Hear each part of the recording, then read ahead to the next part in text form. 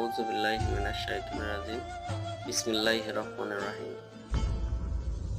আমি আজকে কথা বলবো ঈমান। হোয়াট ইজ ঈমান? ঈমান আসলে ঈমানের যে ফান্ডামেন্টাল বা যে মৌলিক যে বিষয়গুলো তার মধ্যে সবচেয়ে উত্তম এবং সবচেয়ে স্ট্রং যে অপিনিয়ন অ্যাকর্ডিং টু হাদিস এন্ড কোরআন, রাসূল সাল্লাল্লাহু আলাইহি ওয়াসাল্লামকে মহব্বত করা। যার হৃদয় এবং কাল রাসূল সাল্লাল্লাহু আলাইহি ওয়াসাল্লামের হার্ট এবং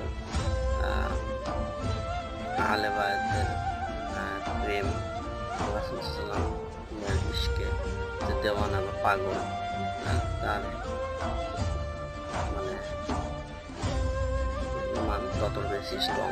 আর যেখানে রাসূল সাল্লাল্লাহু আলাইহি ওয়াসাল্লামের প্রতি প্রেম নেই, আবেগ নেই, অনুভূতি নেই, আহলে বায়াতের প্রতি রেসপেক্ট নেই, সেখানে